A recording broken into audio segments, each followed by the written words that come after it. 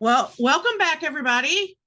We're here again, back in Motherland land. Um, so please give a very special witchy welcome to Diana Pavlovská, aka Momma Collar from Motherland, Fort Salem. Hello, And hello. thank you for taking the time to talk to us today. Finally, Happy we to. got our stuff together. Yay! Yay! Very Here nice we to are. see you again. Nice to Yes. see you both. Very nice to see you both. Okay, so let's jump right in. So Willa has made a lot of controversial decisions in the name of making the world a better place for her daughter. Did she have just one or two? just a couple. Did she have any regret for taking civilian lives, or did she believe it was justified considering the oppression of witches? Yeah, thanks for getting my thinking It's cap a on. softball question, really. We like to start with the easy ones. You know, it's the answer is both. I mean, you believe in what you're doing at the time and the justification for, all the witches' lives that were taken. And then, yeah, as you go on, you go, what, what's the bigger outcome? Is eye for an eye the best way to do this? And yeah, there's the righteous fight, and then there's the could we have taken a different strategy? Could we have done that a little differently?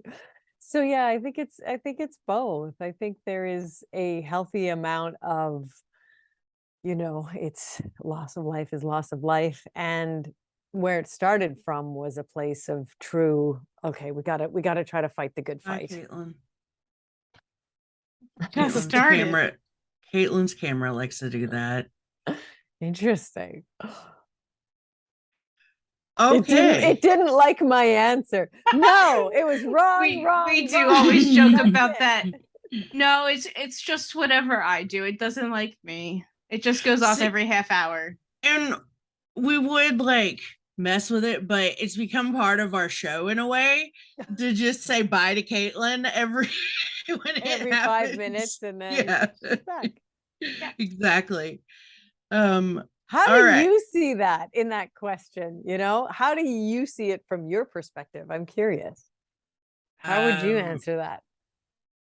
Well, we don't really have the people ask us the same questions. I know, but I'm curious. What are what like from a fan point of view? I've always thought about how grinding the life must have been for Willa, as far as, first of all, she's got a civilian husband. She doesn't live or her family unit is in the session, so it's not where all of the military. It's not at Fort Salem. Mm-hmm. So she's got a life outside of the military, and it feels like she, one would rather have that instead of the oppression of being subjugated into this system where all you do is fight and for people that don't really give a crap about you or know who you are, and will never know who you are as an individual or value your life in the way that they value the people that are around them. You're so othered, and you're expected to go through this experience till you die, or I guess get to the age where you can retire, which doesn't seem to happen that often. Yeah, kind of like, when you can live for a really long time. Yeah. Retirement isn't right there on the horizon. So you can only take so much until there's a point at which you say, this isn't right. And it doesn't matter if things get twisted in your mind to the point where killing innocent people could seem like the only way out for your society, the witch society, and for your daughter to get out of this, from under this system of slavery, because that's what it is. But that's the logic at the hold on. Your brain. I got something. Okay, go. The this is Bree and me, by the way. We never tone ourselves down. But why wouldn't she just take, oh my God, I almost said Taylor. Rail. Yeah. Sorry, I was getting there. Why wouldn't she just take Rael and then she could also take Papa Collar and just become Dodgers? Because Instead what of kind of actually life is killing that? people. But at least you don't have to have killing people on your conscience. But when you're in that mentality, you're killing people already. What is like, would you rather kill people for the cause of freedom or kill people for the cause of the society that's still, enslaving your people? So it's just a mentality thing. Just because of her line and who she is, the best way she thought to get out was by faking her own death. Yeah. So it's I think the dodging life was just, I hear you. I hear what you're saying. I think, it's sort of that rock in a hard place. And so, no, no right answer to that question. There's no right answer. That's the point. They're all kind of right in their own way. So is killing people justified? No, but you're already killing people. Is that justified? Like, so you is get it kind of like that is, train track question? Like, is you mentally get into a place where different people are going to make different decisions. So I see where she's coming from, and I see where everyone in the spree is coming from. Although I do think Nicta had a very personal reason for hers, but this is going to devolve into we dissect the morals of Motherland. This is just another episode of Big Witch Energy. There we go. Off to a good start. Yeah, it's a tough question. It's a tough question. Well, all right, waiting for the easy one. No. Well, okay. I think the last one's waiting. Yeah. So, I have a question within a question for the next one. Okay. But I'm just going to read it out and we'll get to the second part. One of our favorite parts of season 2 was the development of Willa and Scylla's partnership. Yeah. How did Willa's relationship with Scylla evolve throughout the course of the series? How did it evolve? Like for Willa emotionally, do you mean? Or for how did Willa see Scylla at the beginning of their relationship all the way through to when, Yeah. Well, it starts off as that, general and and soldier, and you go do what it is that I'm telling you to do, and you're going to execute on the strategy and the objective that I have in my mind. And then when she doesn't, it and such a personal mission that she sent her on. And then when she doesn't deliver on that, which is bringing Rael home, and then, finding out through the course of their relationship together that she's in love with Rael, and that's why she didn't do it. It makes Willa have to take a step back, and where she may have wanted to react, she has to take a step back and say, okay, this is the last person to really, be in contact with Rael. She's my conduit. And we have to find, if we're trying to create, if I'm trying to create this objective and I know what's coming in the bigger picture of the bigger war that's coming, it's essential that we're able to work together. So Willa kind of has to sort of really be the, emerge as the leader in the situation and try to find those threads that get Scylla to see what the fight is really going to be looking like, why it's so important to be able to connect with Rael and bring Rael home, and how they're going to be able to deal with the bigger threat, bigger picture. So I would say that it starts off, general soldier, and then it's frustrated, and then it's angry, and it's then, okay, gotta figure this out. And then starting to see those threads of trust that come in relationships. And it becomes this place where trust starts to evolve. And then this, mother-daughter love, this protection that she ends up feeling for Scylla, and the recognition of maybe the role that Scylla played, is playing, and potentially can play in making sure that Raelle is safe.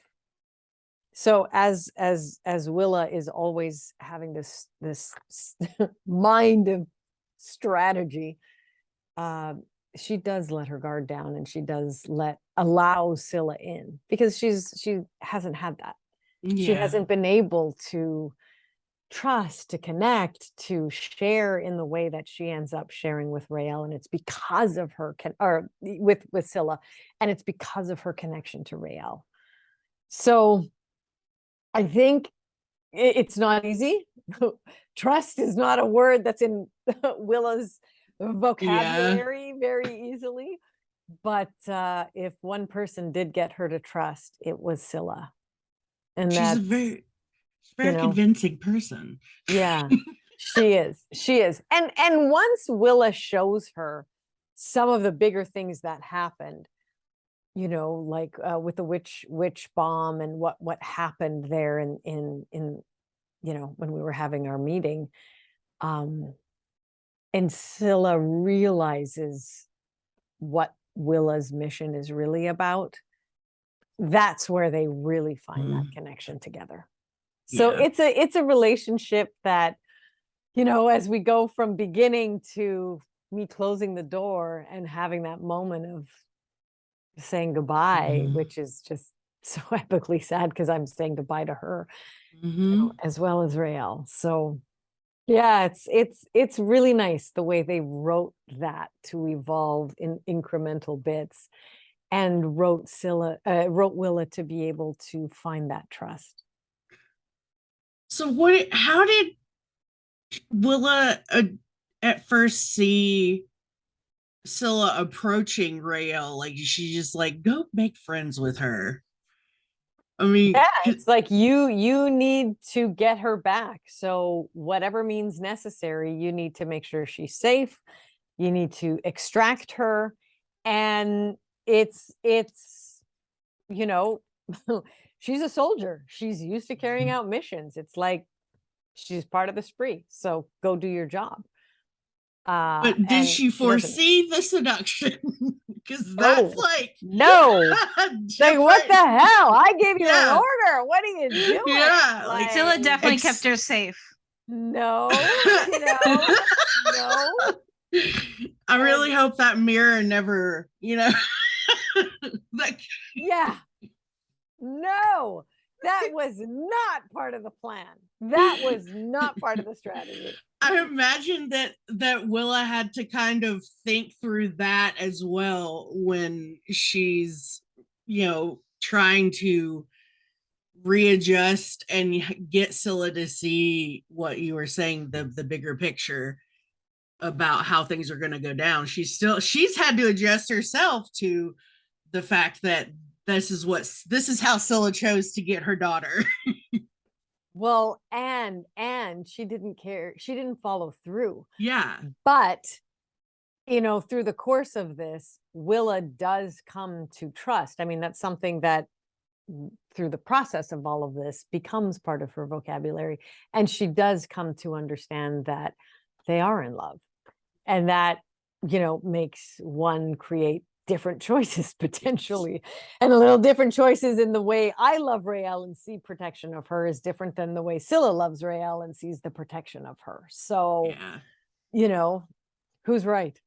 I am, of course, always. But the mother and commander. Mama bear, yeah. But she comes to have that moment where she says, "You made the better choice for her. You made the safer choice for her." So, I love that scene. Yeah. You guys killed it so hard in that scene. Thank in the van. you. Oh God, that was so I watched that over and over and over. I want to watch it again right now. It's just good. Thank you. When we were shooting that, it was even when we were rehearsing, we're like, okay, we can't rehearse this too much. It's like, let's just go through the motions because we were both kind of there already. Yeah, And it so we're shows. like, okay, this is this, that. Everybody set up, let's go. Yeah. For sure. It came through. So Thank Speaking you. of love, though, how would Willa No. have What? how would Willa have felt if she'd been able to attend her daughter's wedding?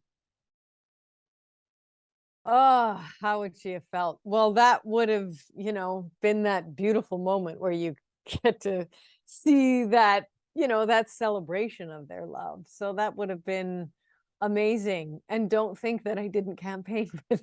I'm like, come on, chicken just she's just like she's watching from the mycelium. Come on. yeah, I mean, come on, like, there she is, So Where's the mirror? There has she to be a can mirror say somewhere, right? something. She can Yeah. be there. Just Yeah. get a nice little mushroom wall in there. Right, just there she is. So yeah, that really would have been beautiful to be able to experience their celebration. Yeah, for sure. Yeah. And then she could tell us what the vows were.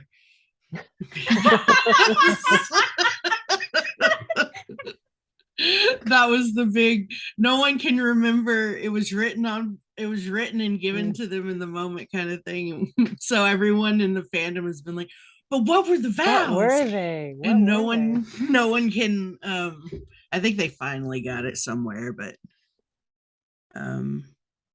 yeah, that was just funny. Okay. Speaking of super easy questions and scenes. Oh boy. This whole thing is a setup, I feel. This entire interview is one big setup. I'm just saying. Welcome to Kaitlynn and Bree run an interview. So I'm on my toes. We got to witness a beautiful reunion between Willa and Edwin in season 3, which was acted. It was intense, beautiful, and wonderful. So, by both you and Rothgar, how did Willa process that whole situation? And did you know much about the backstory of their relationship? Well, no.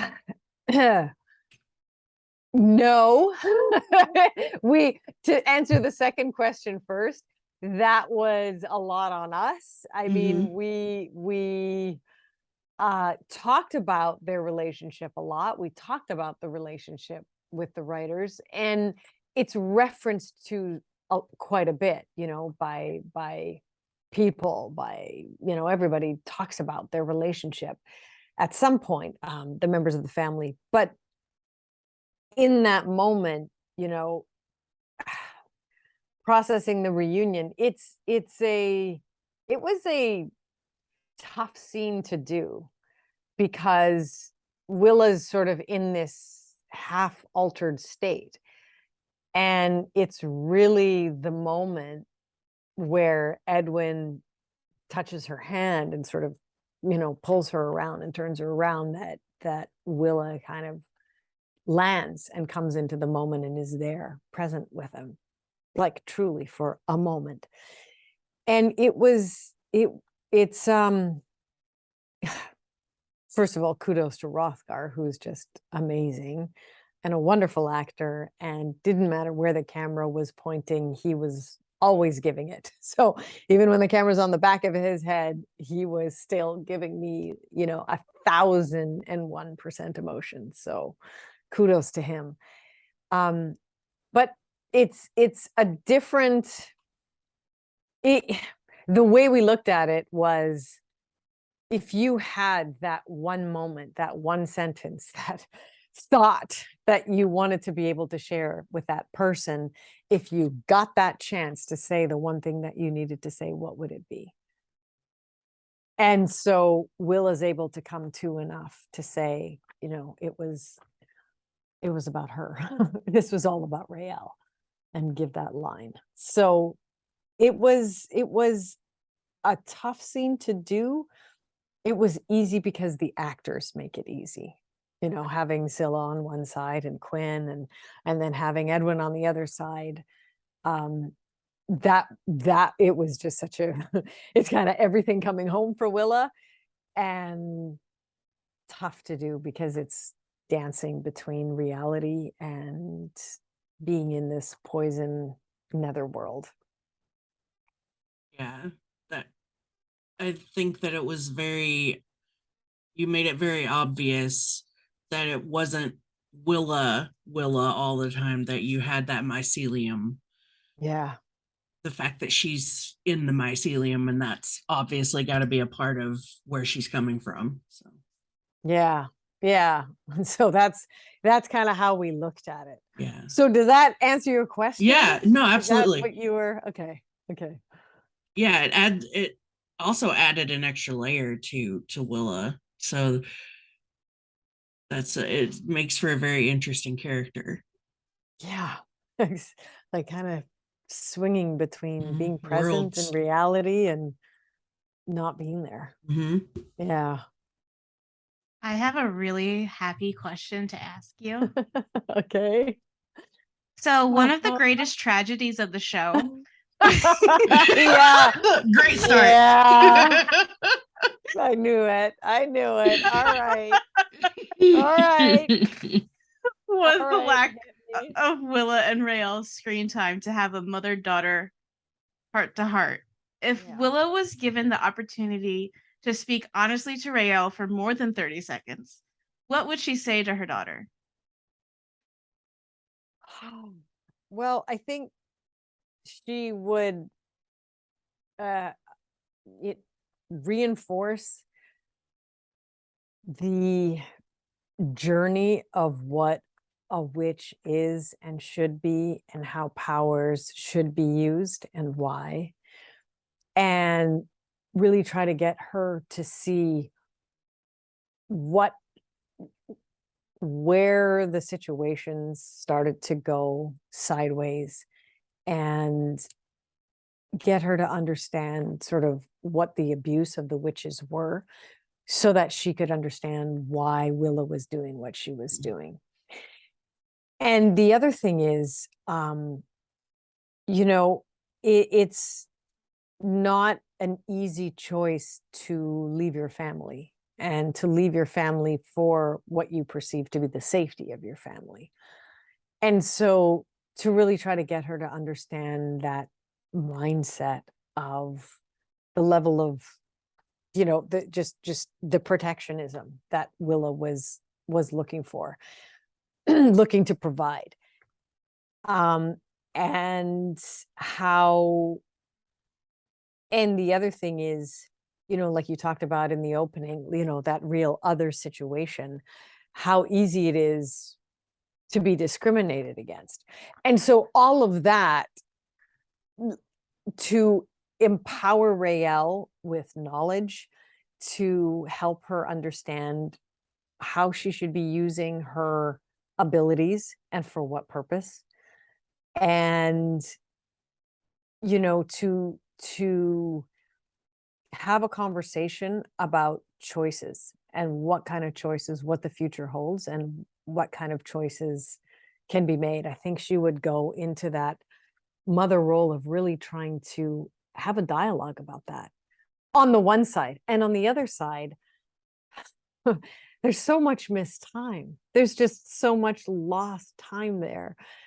The other side, you know, if she could be with her, it would be to, you know, sing a song and have that, you know, what she talks about in the end. It's like, we could have a picnic, we could sing our songs, we could do those things that we never got to do while she was growing up. I could burn mushrooms for you in the I background. could burn mushrooms all day long. So yeah, so I think that, you know, and the other part of that would be really listening to the experience that Rael has had, excuse me, and what it's been like for her, and just asking some questions. and trying to understand the way that she's been processing through this whole journey, and kind of where she's at mentally. So I think it would be that, oh my God, sitting over tea and mushrooms and having those conversations, and hoping that Raelle, even if she can't quite forgive, to understand and find the places of understanding without forcing some sort of, forgiveness or anything. That may or may not come in time, but that there could be some kind of common ground. Well, now I want that scene. Thanks. Yeah, I think that's where it would start. Then all the places it could go. Mhm. And there's so much history there to be explored. There's so much history to understand about. Oh, we're on a timer. Okay, we'll have to start this again. So much history to understand about, what, like, where all of this started and the whole journey and all the past. And there's just so much there to explore. Absolutely. Yeah. Yeah. Maker. Excellent. All right. So you passed all of the hard questions. I think they're all the hard ones. Bree, you have anything else to tell us, Stumper? Oh my gosh. I mean, once I get started, I wouldn't stop. So, because I could talk forever about Motherland. So I think we should ask what your favorite moment or memory was while working on Motherland. Oh, all right. What was my favorite moment? Oh, well, so that scene where Scylla and I mean, I have so many moments. A fun one and a crazy one was when we come out of the van and we're like, yeah, and then we go in around, and we're where Raelle is being held, and then the next scene is, I go in. But before that, I get to come in and break somebody's neck and throw them aside, and then where is she? And you like breaking people's necks? Yeah, that was fun. It was great because we practiced and practiced and practiced and practiced and practiced and practiced and practiced. And then I get in there and I was like so jacked up on adrenaline and so excited to do it. And and we're calling action and we rehearse. And I come around and I just came flying in the room like 1,000 miles an hour. And I put my arm around his neck and I promptly go somersaulting right over top of him. No! Now it was all safe and I was all good and nobody got hurt and I was fine and I was all properly suited up. But yeah, I just like tripped on my own 2 feet sliding in. So I'm sure all the stunt people are like, and this is why actors don't do stunts. So that's why you have stunt people. But it was one of those scenes where it was better if I could do it because, like it is me literally breaking his neck. And then you just see that Willa moment. So yeah, that was fun. It was fun practicing for that. I like doing those little stunts like that. And I imagine so. Doing it when I don't break his neck. So there's that. And then of course there are those scenes where, the scene where we actually get to be in the mycelium, but we were shooting it all on the big green screen. And so it was just the heartfelt raw one was then when Raelle and Willa, after she it's like the witch plague is crawling up Willa and then they meet in the mycelium. That moment was just wonderful and punishing and grueling and bye Kaitlynn. Tough. Bye Kaitlynn. See, she couldn't even handle it. It was so devastating. She was just leaving the computer. Like all the crew, all the the cast, obviously she was incredible to work with and just so present there all the time with all her emotions and her authenticity. And all the crew were just lovely and so kind and respectful and collaborative, especially when you're just having to like spill your, tear your guts out on a green screen, like on an empty stage. I mean, that's the easiest thing you could ever do, right? Exactly. And just having an imagination of what it would look like. And then you go from that to like cutting her throat and like doing that whole thing. So that was also very fun doing the nightmare. So there were lots of fun little moments that got to happen. Everyone we spoke to talked about how wonderful it was on set and how just nice the whole vibe was. So I can imagine it was a great place to be. So it was just so collaborative, like everybody from all the crew, all the cast, everybody behind the scenes from the office to, we were getting tested so often as well as we were shooting through COVID. And just, everybody just, I think patience was the virtue of the day, because everybody just had to, do things that were way outside of what you would normally do in the world of, shooting through a pandemic. So everybody just really approached it with patience and kindness. And that's all, that's all we could ask for on a set like that. All cast and crew that we've talked to have been absolutely lovely, and definitely getting to talk to the crew has been really cool because they need to be shown. They do so much. Like so much. And this is just they're just so collaborative and so involved, and just working with the crew to make sure that when you're ripping your guts out, that that they have what they need and we have what we need. And it was just such a symbiotic, there was just so much symbiosis between everybody. So it was wonderful. Yeah, really wonderful. Amazing. The last thing I wanted to ask you was about your very talented dog. I just wanted to talk about your dog. Zorro is so cute. Hey, he's like, no, I'm hungry. I don't blame you, Zorro. He's a little love. Can I get him? Wait. Yeah, go for it. Wait. My dog has been whining the entire interview. Oh, now she's dead asleep. Hello, Zorro. Okay. Is Zorro full Yorkie? Zorro. Hey, Zorro. Hi. He's a Yorkie. He's a Yorkie and a Maltese. So he is a full combination between the two. I'm just a little snuggle buggle. This is my little Yorkie, who I shaved fully. And she's wearing a tutu. Okay, I'll let you know.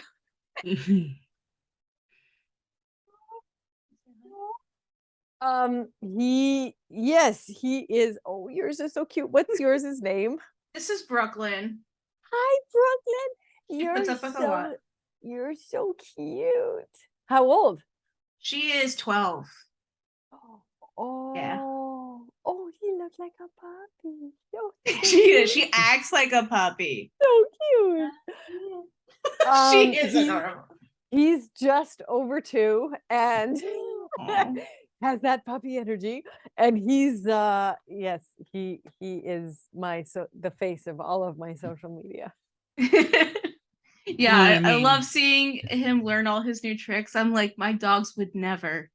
Yeah, he has his agility training and it's really cute. And then we're trying it at home. We're like, okay, we have to learn as much as he has to learn. So we're trying. Yeah, but it's cute. He's got that little worker personality. So that's awesome. Yeah, we didn't start early enough. They're not learning anything. Well, we didn't even know it existed. So it's all thanks to his little puppy, his little social puppy daycare. That's Oh, amazing. That's great. Well, thanks for letting us meet him You're welcome. and get to hang out with Zorro for a second. But Beauty. we want to know if you have any final words for listeners before we wrap up the discussion.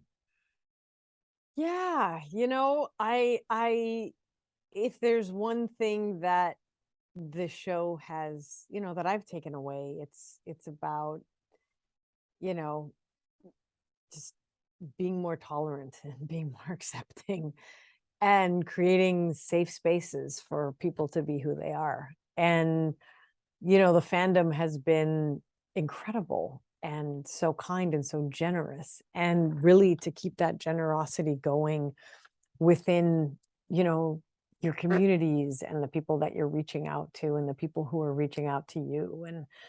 And I know that the fandom is, taking resources and trying to get the show to come back, and make sure that you are taking your resources and taking care and take care of you and the people around you just as much, because that's, it's our collective well-being, I think, that makes things better in the long run. So that's what I take away through this journey, is just making sure that it's important to care for one another and listen and, have tolerance and kindness, a little generosity with one another, in generosity of kindness.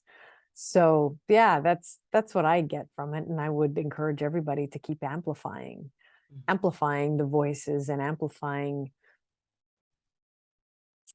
the like when you think about what the show is based on, it's voice and it's sound, and that's where the energy and where witches gain their energy from. And that's not an accident. To be able to amplify voices and not steal voices and make sure everybody's voice is heard, it's critical and more important now than ever to share in voices and share in one another's.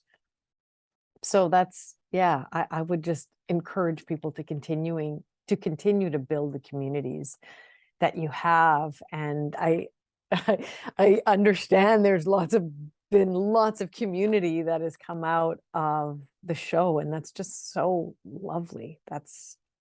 What else can you hope for? Yeah, I don't think if it hadn't been for Motherland, we wouldn't have found our little family with podcast family with Kaitlynn and Theora. So like, because Theora and I started the podcast just because we were like, hey, I really want to talk about this show in depth. And she was like, yeah, let's do it. So we started the podcast. And then along the way through the whole convention thing, I got to meet Kaitlynn. And then Kaitlynn came on board and elevated the podcast to another level. I took over. That's what happened. There you go. Excellent. Kaitlynn took over and we became sort of a force in a way. And that's our goal, like you said, is just to make the voices of, all of the LGBTQ community heard, and, kind of go out there and campaign for the media and the visibility. So thank you for coming to talk to us and walking us through some of Willa's path, because it was wonderful and it was amazing to get to watch that on screen. So thank you for your part in bringing her to life.